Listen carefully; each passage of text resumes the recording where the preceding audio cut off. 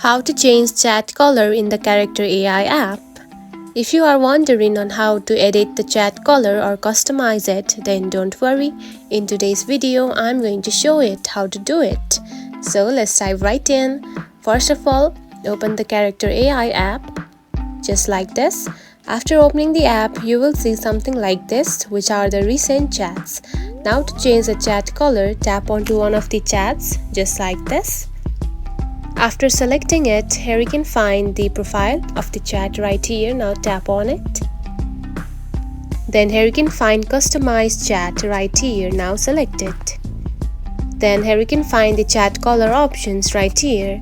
Now to change it, simply tap onto one of these colors just like this.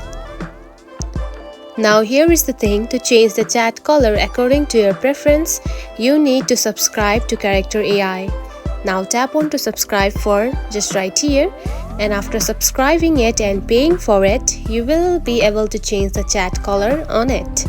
And that's it. This is how you can change the chat color in the Character AI app. If you found this video helpful, don't forget to like and subscribe for more tips. Thanks for watching.